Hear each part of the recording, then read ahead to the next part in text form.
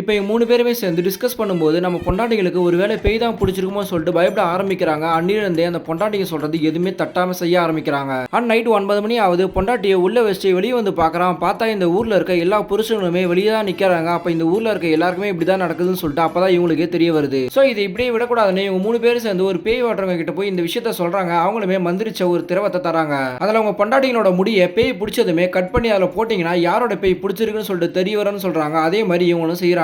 பார்த்தா ஒரு புகையா வருது. இவனும் போய் கிட்ட பாக்குறாங்க. அப்பதான் தெரியுது இவங்களோட பாட்டிங்க தான் இந்த சீரியலை பாக்குறதுக்காக இங்க வந்திருக்காங்கன்னு. ஆக்சுவலா இந்த சீரியல் இவங்க பாட்டிங்க வயசுக்கு வரும்போது ஆரம்பிச்சது. ஆனா இப்ப வரைக்கும் முடியல. அதனால அதை பாக்குறதுக்காக இவங்க ஆவியாவே வந்துடுறாங்க. சோ இந்த சீரியல் முடிஞ்சாதான் இந்த பாட்டிங்கெல்லாம் போவாங்கன்னு இப்ப தெரிய வருது. அப்பன்னு பார்த்து ஒருத்தன் கயிறு வித்துட்டு வரான். அந்த கயிறை போட்டா அந்த பேய்ங்கெல்லாம் ஓடி போயிடுன்னு சொல்றாங்க. ஆனா அவன் விலை ரேட் அதிகமா சொல்றான். ஆனா இவங்க இந்த கயிறை வாங்கலாம்னு சொல்லிட்டு ரேட் பேசிட்டு இருக்காங்க. அப்பன்னு பார்த்து டிவில இன்னும் 3 நாள் இந்த சீரியல் முடிய போகுதுன்னு சொல்லிட்டு வருது. அதை பார்த்ததுமே வாங்காமலே விட்டுறாங்க. தென் ஊர்ல இருக்க எல்லாருமே பாட்டிங்க இன்னும் 3 நாள்ல போயிடுவாங்கன்னு சொல்லிட்டு அவங்களே கூட்டிட்டு வந்து உட்கார வச்சு பார்க்க வைக்கிறாங்க. கடைசி நாளும் வந்துருது. அந்த சீரியல்ல ஹீரோவும் ஹீரோயினும் சேர்ந்தா கிளைமேக்ஸா இருக்கும். ஹீரோவும் மன்னிப்பு கேட்டு அந்த பொண்ணு கிட்ட பேசலாம்னு வராரு. அப்பன்னு பார்த்து ஒரு மரக்கலை இடிஞ்சு ஹீரோவோட மண்டை மேலே வந்துருது. ஹீரோ எழுந்து பார்த்தா இந்த பொண்ணே யாருன்னு கேட்கறான். பழசெல்லாம் மறந்து போகுது. அதனால எண்டு கார்டு போட்டு சீசன் 2ன்னு சொல்லிட்டு ஆரம்பிச்சிடறானுங்க. இதை பார்த்து எல்லாருமே ஷாக் ஆயிரானுங்க.